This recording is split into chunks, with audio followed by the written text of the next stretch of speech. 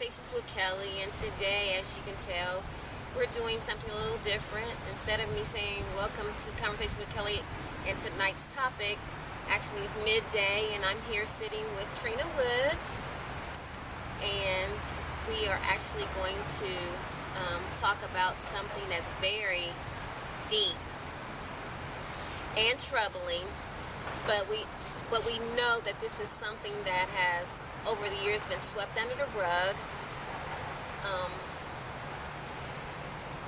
Actually, this is a subject that's very, very sensitive to some. Today, Trina's here to share her story, and Trina is a victim of molestation. And a lot of times, when I think of molestation, I always think of it as a person, when it is involving a young girl, I always think it's from a male. But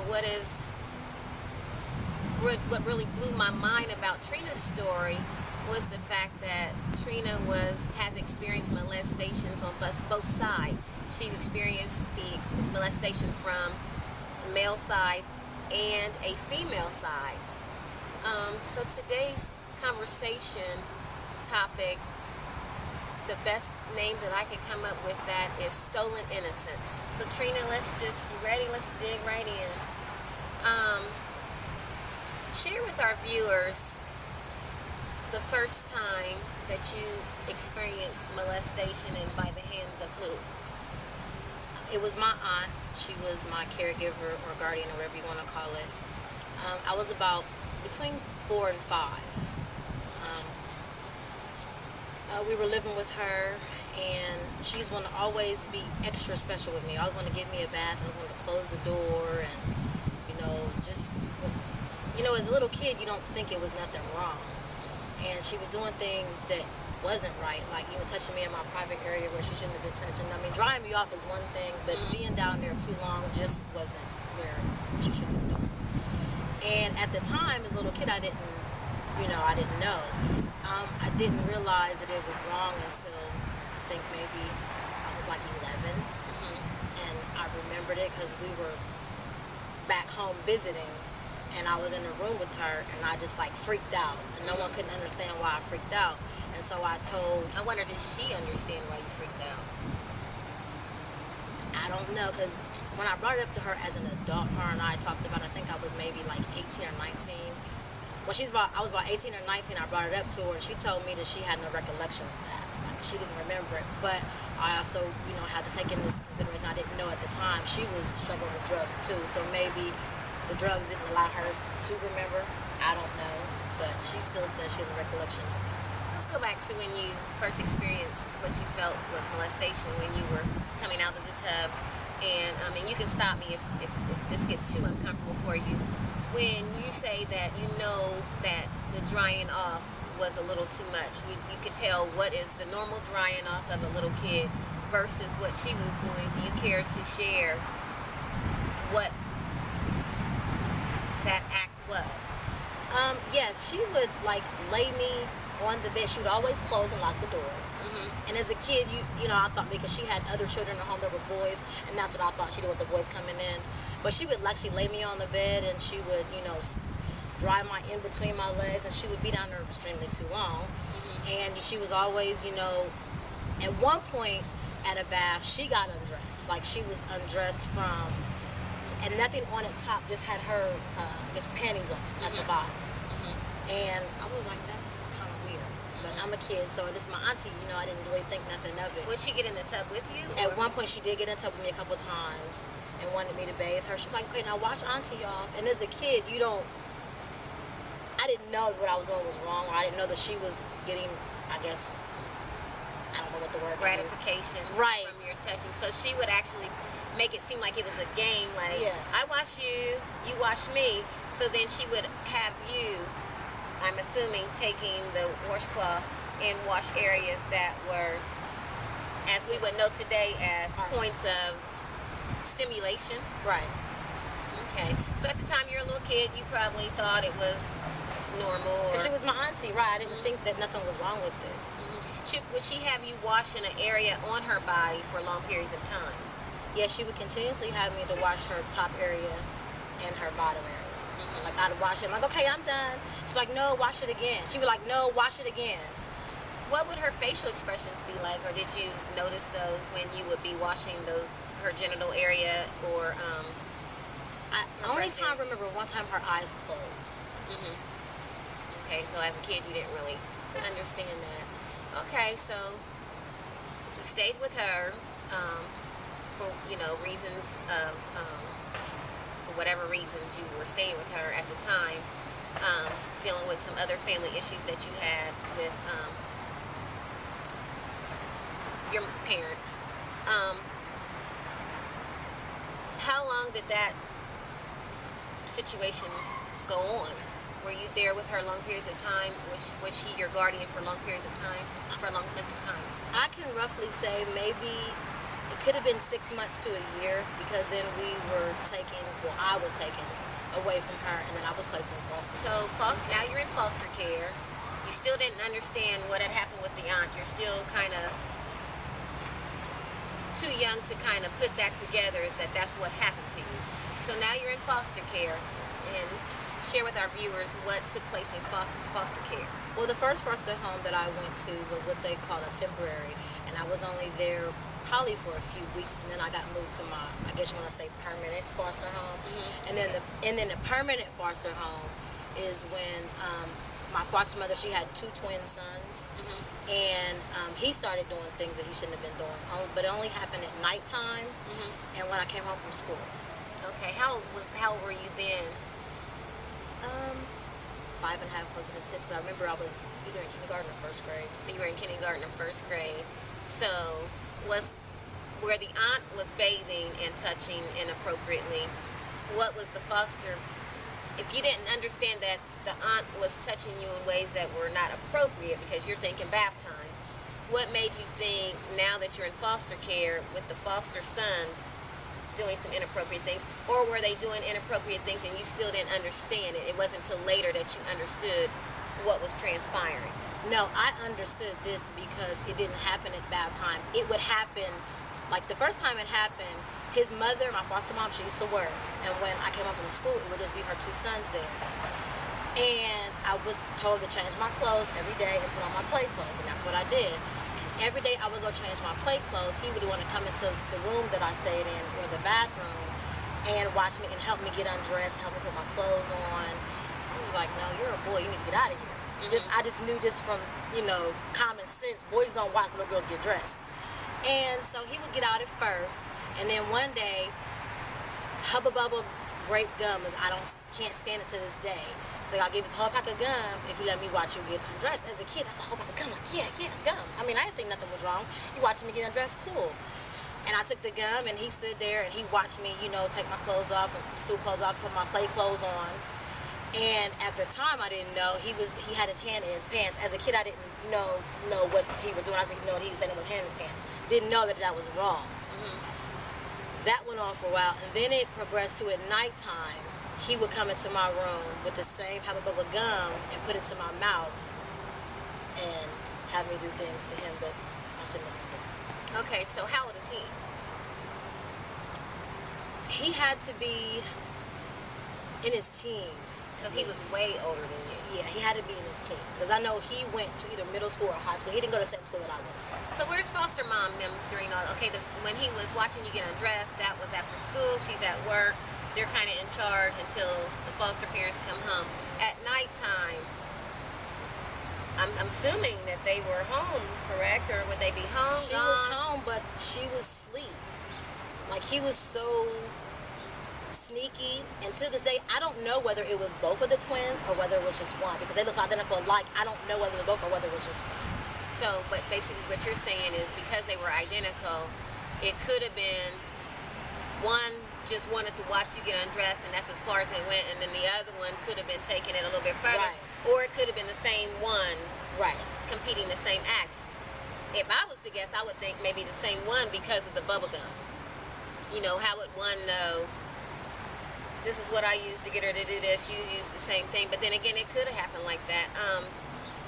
So he's sliding in the room. and he's giving you this bubble gum, and he's having you, and if you don't want to explore that area, we can move on. Because what I'm trying to do is, with our viewers, I want us to communicate to parents what are the signs, what to look for in your home where you have kids around.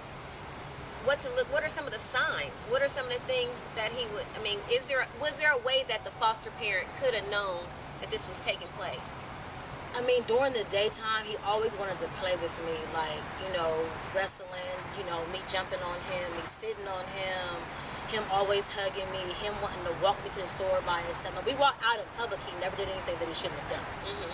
But he always wanted me to be with him, like, I'll take Trina to the store, I'll take her, we're walking to school or whatever, things of that nature. So basically we can say that when a person is overly wanting to be around a certain somebody, that could be a sign that something is wrong. And you hate to link it that way, because I'm sure that there's genuine people that just take to people and they genuinely want to have this relationship, and it's nothing crazy about that. But you're saying he wanted to just be with you every minute of the day. It's kind of like all the time, and then there was one point that she let him give me a bath, and I'm like, hold on, now I know I'm a kid. Did he ask to give you a bath? Yes, and she let him. Mm-hmm. And at that point, I'm like, this is not going to happen anymore. And I never will forget the day I decided that I was not going back to the house. She always gave me an egg sandwich before I went to school, and before she went to work, I got my egg sandwich that morning. I got to school. I had in my mind I was not going back to the house anymore. Mm-hmm. So at school, I'm telling them, what's going on, and they're looking like I was crazy. Also, you're sharing with the administrative people, that your teachers and things like that. Right, and they're like, okay, and they knew that I was a foster child, so they had to contact the children's services in the city that I was in at the time. And I'm telling them, bump that, call my uncle. He was an undertaker. I didn't know what the word was as a kid. I said, he worked with the dead people. Call him. He'll come get me and save me. Mm-hmm. And because that's who had my brother. And that's where I wanted to go, where my brother went. Mm-hmm. And they were like, what's his name? I didn't know what his name. I know it's Uncle Junior. And they was like, well, honey, what's his name? Uncle Junior is what I kept saying. And they finally, yeah, but they called the children's service thing. And they came to the school, and then they took me back to the house and was telling, by the time my foster mom was home from work, and they were telling her the things that I was saying, and she's all huffing and puffing like that can't be happening, this, that, and the third. They removed me from that foster home. Come to find out, that had been happening to other foster kids that had been going through her home. Mm-hmm. I was just the only one that spoke up, and then after they investigated and did more digging, they found and interviewed other children that had been through that home, had found the same things for her. How did she receive that once she found out there was others? Was she still in denial? She said I was lying. It could never happen. I'm lying. I'm a kid. Why would I make up something like that? But when she would hear about the other allegations, did she? She still said that it was lies. She still said, because I had to leave Columbus to go back to that state I think I was about 12, to go back to court. And she was even in the courtroom, giving me these evil looks and, rolling her neck, and her two sons was over there. And I still, like I said, I don't know whether it was both or whether it was one. They were twins, but her license to So you couldn't even testify if it was one. You couldn't say it was Billy Bob.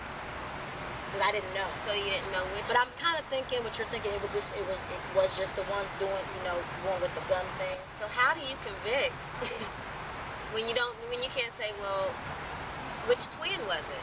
Well, what they ended up doing, taking her license away to be a foster parent. She was not allowed longer to be a foster parent in that state, or hopefully any other state that she can move to. I'm hoping. Mm-hmm. And her sons were put on. They put them in deep counseling, as far as I can understand. There never was no charges brought, or nothing of that nature, because they couldn't distinguish. The other children had the same thing. They didn't know whether it was two or one. So I guess with that being brought up, they couldn't convict somebody if they didn't know who I bet if you would have bit one of them, you would have been able to tell which one it was.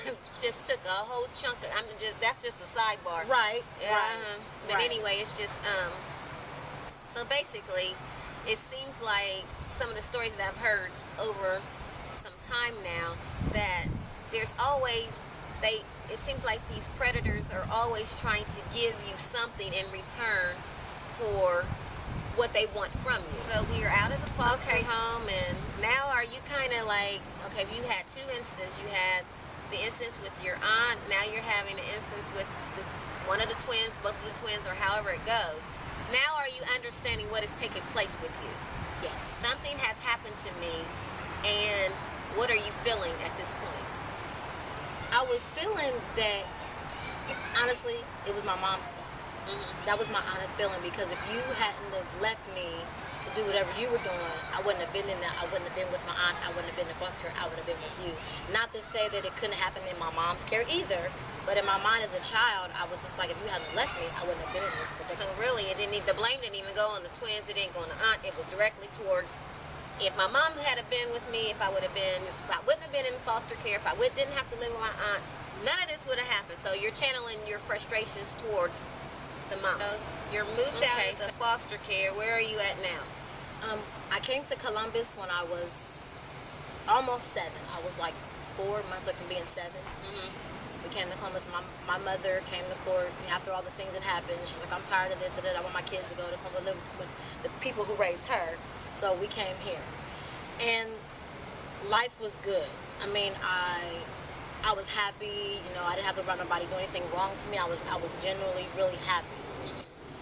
Then when I was about 13, I was selling candy bars from my middle school, and I went to a house to sell candy bars, and he was like, well, I get paid later, I'm gonna go get my check and come back. Now there's someone that I've seen in the neighborhood like all my life since I've been in Columbus, and I thought I could trust this person. Went back to the house, later on in the afternoon. I wanted to win that bike at school to get all the candy bars. So I went back to get my money. And when I go back, he's like, well, come on in, and he's someone that I knew from the neighborhood. So I did not think in my mind he would do anything to me. So I went in, he's like, well, come back here to get them, get the money or whatever. So I'm walking with my bag of candy bars, walking back there all excited. He's about to buy all these candy bars. And then, bam. And what's bam? The door shuts, or he closed the door. He's like, okay, just sit right here for a second. So I'm like, okay, and I'm still not thinking in my mind yet that anything is going on wrong. So I sit down on a little chair, and I sit down with the bag on my head waiting, and he walks off, and then he comes back, and when he comes back, he has this look in his face. I'm like, well, okay, never mind. I felt this thing in me that I need to get out of there. And when I tried to stand up, he pushed me back down. So when he came in, there was a look over his face, and immediately something rose up in you like, this is not good. Okay, I'm following you. Okay. And I tried to leave, and he didn't let me. He pushed me back down. And I dropped my candy bars, and he was like, it's gonna be all right. You're gonna be okay. I'm like, no, I gotta get my stuff up. I gotta go. He was like, no, you're not going anywhere. At that time, he proceeded to lock the door. Has his voice changed? Did it change from being nice to being mean? Mean, okay. Being strong and mean. And I'm still trying to figure out in my mind. I'm not crying yet, trying to figure out how I'm gonna get out of this room. But he was blocking the door. He was bigger than me and stronger than me. So he once again did things to me that he shouldn't have done. And after it was over, I tore out of there so fast. I left every candy bar in that room. I didn't care. Nobody cared. I tore out of there so fast. Then I come to find out some years later that he was actually my uncle, and he knew who I was, but I didn't know who he was. Had he known about the cases in the other state involving the molestation and what had happened to you? No, I found out over the years that was his MO. But what's it? His motivation, like, he was a predator. Like, a lot of the young girls, I didn't know this then. I found out years later that his MO was to prey on the young girls. And he was a nice-looking, gentleman, but they were willing participants, some of them that I, gathered. Some of them were, some of them were not. I noticed that, and you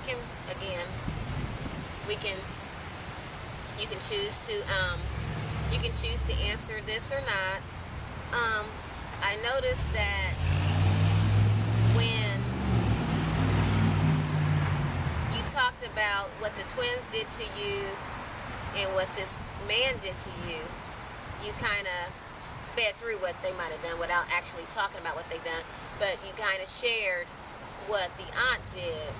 And probably what I'm thinking is what the aunt did was less threatening than what the gentleman's did. And if this is something that still is uncomfortable for you, but I think it's important to share.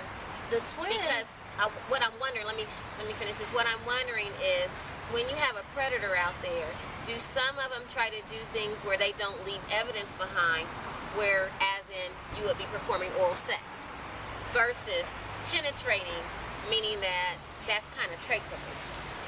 And that's the only thing that I kind of wanted to explore. Was the twins more of grinding, or did penetration take place? The twins never penetrated. It was more of grinding and oral. They were always, he or she, both, I don't know. We're always, going with the genitals toward. Okay. Okay, gotcha. And with the man, it was both. Mm-hmm. It was both. So he broke your. Yeah. Was the man more of a threat?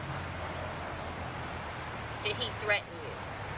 Yes, because he said that if I ever told anybody, or if I ever said anything, he would kill my grandparents. The people that were raising me, he would kill my grandparents.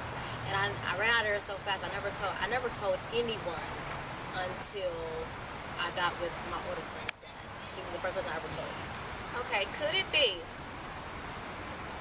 with the twins? Could it be that the threat came because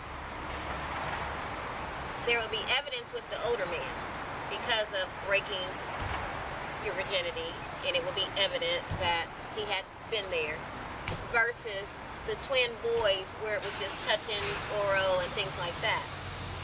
Do you think because of he had went, I would say that the man went the extra step to pin, because I don't know a lot about the different stages of the charges that take place with molestation. I know that there's like different charges, but I think that when penetration has been made, that's when they crossing over into the big giant, Right. What would I call it? Charge. Maybe rape would then be placed on it. I'm not sure. This is just kind of like what I'm thinking, versus fondling. Right. You know what I'm saying? So maybe that's where some of the threatening comes from, because now you done crossed over into really, really bad muddy water. Right. So he's telling you that he's going to kill grandparents and all those types of things. So did you believe him? At that time, yes, because the look that he had in his eyes, and then when I would see him throughout the neighborhood after it happened, I wouldn't even go that way. Like, I wouldn't walk by that house. I would walk all the way around. If I had to go and I walk all the way around, I wouldn't go nowhere near. And then to come to find out that he was actually related to me hurt me more than anything. And even as an adult, when I see him today, my body cringes, and he's always wanting to, oh, Niecy, let me give you a hug. Pump your brakes. None of that. So that incident only happened one time. Okay. So did you ever, before becoming an adult, did you ever, even if you had to walk around or whatever, did you ever see him at the store, like in another aisle? Did you ever lock eyes with him? Did he ever lock eyes with you and give you that look, probably like you better not say nothing? I seen him at the gas station, in our neighborhood, and he gave me this look, because I was with my grandfather at the time, and I had ran in and ran back out, and he was in there, and he just looked at me and shook his head, and I hurried up and got out the store fast as I could and jumped back in my grandpa's car so we can go ahead and leave. He was a mess. He was a mess. So, of course, then years go by, and it wasn't until so you never shared any of that experience with anybody until I met my older son's father, and it was because he was trying to get sexual with me, and I kept shutting him down, and I kept fighting him off, and I had to explain to him, because a part of me wanted to, but then a part of me was like, no, I was afraid to. So I had to explain to him why I was feeling that way. It wasn't him himself. I had to explain to him why. So you were actually having trouble engaging in sex, where you were welcoming the sex with your partner at the time, and because of the violation, you had trouble. You wanted to, and you didn't want to, but you didn't know how to move past wanting to.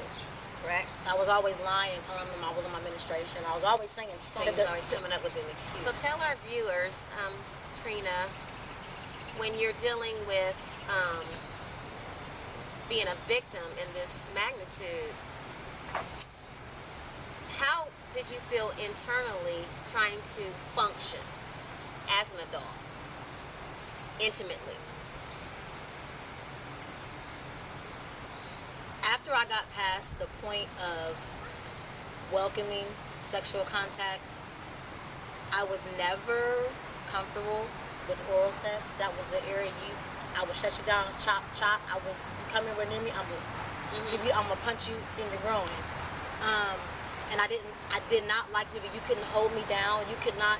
You know how people, when they're engaging in sex, they might want to hold you down. Don't do that. Because I'm gonna fight you off. I'm gonna get up out of that. So basically, what you're saying, some of the things that transpired in some of these violations, it would trigger if it felt like the person who you were becoming intimate with, willingly becoming intimate with, some of those things would trigger those thoughts. Which, I mean, I can understand that. So, you share with him that. So, that was just a conversation, and you went about your day like normal? Went about the day, and then he kept, being persistent that he loved me, and he would never hurt me, and he would take his time with me. And honestly, he really did. It took him a long time. It took him a long, long time for me to trust him enough to let him do that to me. So. What are some of the other things as far as, I had heard that sometimes when a person has been violated in those ways, some of their behavior turns into where they are actually overly sexual. They become promiscuous and things like that. Has that been your experience at times? Yes, there was one point in my life where I was just, I guess you want to use the word buck wild maybe. I thought that that's what every boy, every man wanted. So I figured if I just go ahead and give some willingly, they ain't gonna hurt me to get it. That's where I was at with it. So wait a minute, are you saying that if you were in control and you said, okay, I'm going to give it to you, that's different than you trying to take it from me? Yes. So it was kind of a way of control for you. If I give it to you and I'm in control of it and I hand it around to you, you can't hurt me because you didn't take it. Okay. When did it ever, and I don't know that it has come to a head, has it ever came to a time where you actually, because it seems like you just went through life. These things happen and I'm just going to go through life and I'm just not going to, did you sweep all of that part of your life under the rug? Did you put it to the side? You refused to pay attention to it? Did you, you know how we magically in our mind create this thing where we put these things that have happened to us in a little box and we put it way, way, way, way back in the dresser drawer? For the most part, yes. I never fully, dealt with the things that happened to me. They happened true. I can honestly say that it had me, I'm getting better now, but at one point I was all messed up. I mean, as far as in my sexual behavior and, that's just how I was. And you know what, Trina, it would seem that because you were violated sexually, you would not want to, like you had shared. But it seems like you did the reverse. You ran towards those acts that, as a child, was taken from you. You feel what I'm saying? So you said you became promiscuous. So that was some of the behavior that came about it. And me and you have talked recently and about frustration. Your fuse for frustration, you have a fuse that's like this. And what, can we go here? Can we travel? Because we can stop. And what I did notice with talking with you as you've been going through this process, and I think now, today, you're actually going through the healing process of that, and you're going through it at your own pace. And you're going through it with your church rallying around you, and some of the members of the church rallying around you and loving you through this process and allowing you to talk about it and allowing yourself to know that you're not the only one that this has happened to, or you're not the only one that has had something happen to you. But what I did notice as we have built our relationship is frustration. I shared with you about 2 weeks ago how when I listen to you and I've watched you over the last few weeks, I've noticed that you don't have a tolerance for anything split second. Nobody can do nothing wrong. Nobody can make a mistake. If you mess up my order at the restaurant, I'm gonna let you have it. You walk too close to me, I'm gonna let you know it, and things like that. And sometimes we think that we have swept this issue to the side and it doesn't bother us, but sometimes it manifests in different ways. And what I was sharing with you, Trina, was your frustration and your quick temper to get somebody told and to put somebody in their place is your way of dealing with those perpetrators. Like, you ain't, okay, they might have done what they did with me when I was a little kid, but now I'm grown, I got this thing together, and you ain't gonna get past here with me. I'm gonna shut you down. I don't care if you the waitress, you the president of the United States, anybody come in my space and try to do anything that I don't like, I'm shutting you down. And I shared with you that I felt like that was the manifestations of your frustrations of what has happened to you. Nobody is going to hurt me anymore. And before you hurt me, I'm going to get you before you get me. Yes. If I order French fries and I tell you that I want them hot, they better come out hot. And if they're not, I'm going to do something about this. I paid my money and you better do what I tell you to do. And sometimes those behaviors will lash out on the wrong people. We'll lash out on the wrong people. Do we have any tissues? We'll lash out on the wrong people and things like that. We end up messing up other relationships. And I think over the years, I think that I have, and that's why I'm glad now that I think I'm by myself, because I'm working on me, getting me together, because I was always pushing people away. Like with my boy's dad, I gave him an ultimatum. After I, gave my life to Christ and was, at that point, I thought I was going to live my life right. Okay, I'm living right. If you're going to marry me, you got to go. That's just what it was. And he decided to go. I didn't think he would do that. But he did. It's okay. I mean, I healed myself from that. And so then every relationship, actually it hasn't really been relationships, honestly. It has not been relationships. It's just been fun. Okay. Well, you're admitting that there's some issues. Yes. And you're admitting that right now you are not good for anybody right now because there's some things that need to be worked on. And there's some days that I get weird. Like a friend of mine, I don't talk to him and then he just texts us like, what's going on with you? Haven't heard from you. Like yesterday at your show, right before I turned the phone off, he texted me. Like, stranger, what's good? Oh, here we go. I said the devil. He turned the phone off. Like, here you go. But actually, he was just wondering because he hasn't heard from me, see how I was doing. And, I talked to him yesterday for a little while. I'm doing all right. I'm good. He's like, well, that's glad to know. There was a Trina that you have become versus a Trina now that you are evolving into, the one who God has called you to be. And how does it feel right now to go through this transformation where you are ready to allow God to just deal with my stuff? I'm not willing to get connected and bring all my junk into so-and-so's life. I'm going to, if that means be by myself now, I'm going to allow him to be who God has called me to be. Because not only that, we have you that has had all this stuff happen, and then on top of that, you have had kids yourself.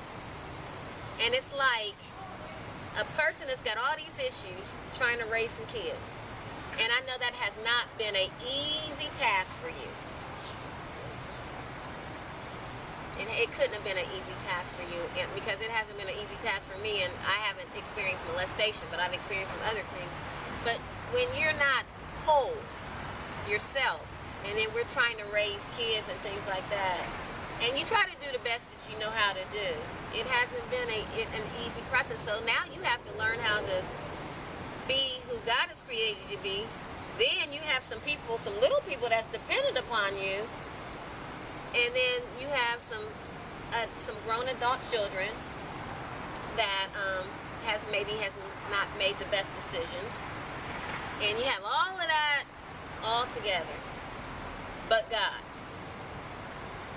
Do you feel today, even though what has been handed to you was all this different stuff that went on through your childhood, and all this trust that has been broken, and your innocence being stolen, and things like that, today, do you have hope? Yes, today I do. At a point in my life I did not, but I do now. So is there life after molestation? Yes, it is. You just gotta just stay strong and just keep believing that someone out there's gonna reach out. Whether it be God or people in life in general. What would you say to that girl who has been mishandled by people, family members, strangers, and things like that, where she just feels like she can't trust anybody? She probably feels like she's nothing. She probably feels like she's damaged goods and things like that. What would you say to that young lady? Just step out on faith, because there is somebody out there for you. There is. Is she loved? Is there somebody that's gonna love you for you with all your messed up things that you've been through? They're gonna love you for you. Not only does God love you for you, it's gonna be an actual human being on earth that's gonna love you for you. Mm-hmm. And also, Trina, what about the person that's watching, and maybe they have become an adult now that is carrying this baggage, this secret? Maybe it was a parent that did this to them, and they might be feeling shamed, or they might feel like if they tell that it's going to tear up the family. What would you say to that person? Should they carry that to the grave? No, you should not.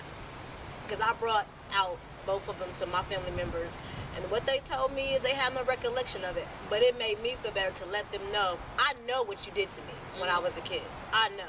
So we can say that sometimes when you bring it to the perpetrator's attention, they'll deny it. Yes. And what I've always said, Trina, and I've had this conversation with multiple people, it kills me to know that these people can violate these kids. And what they're not understanding is kids eventually grow up to be an adult. So you might be able to tell these kids, you better not tell, I'm going to threaten you, I'm going to kill everybody. But these kids are going to grow up to be an adult, and they are going to eventually say something. So if you're one that has a problem with keeping your hands to yourself and your genitals to yourself, and you're preying and you're a predator, and maybe you don't like that term, but you're having issues with trying to sleep with little kids, or violating someone's trust, or doing something that someone is clearly not welcoming, there's help for you also. I don't want to just throw you away. There's help for you also. You have to get, number one, you need to admit that you have this problem. You need to ask God's forgiveness. You need to ask the person's forgiveness, and you need to get help. You need to get help. But you know what I will say is that my uncle, my dad passed away maybe 8 or 9 years ago now. And at my dad, you know how you go to your family's house and everybody's eating everything? Mm-hmm. He gave me a hug and told me he was sorry. He just said he was sorry. Your dad did? No. Oh, your uncle? My uncle, yeah. How did that make you feel? At that moment, I was confused, because I was trying to figure out, was he saying sorry for what he did when I was 13? Mm-hmm. Because that's the only thing he could say sorry for. Or was he saying sorry that my dad was gone? I didn't really know. Mm-hmm. I still don't know today. And I want to get to a place where I can actually approach him again. Mm-hmm. Now that I've got God and I got more, I'm not scared of him. I guess I was scared of him. And I'm not scared of my uncle anymore. He just makes me uncomfortable, but I'm not scared of him. And I want to know, did you apologize to me for what you did? Mm-hmm. Or just saying sorry because my dad had passed away? Can you still move on if you never get that answer? Oh, yes. Oh, yes. Because a lot of times people die before the person can actually confront them and things like that. But can you still move on even if the person never admits they're wrong? Oh, yes.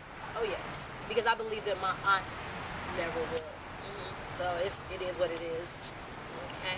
Let me ask you a question. How are you with your kids around people? When my daughter was young, I was very, very leery. Mm-hmm.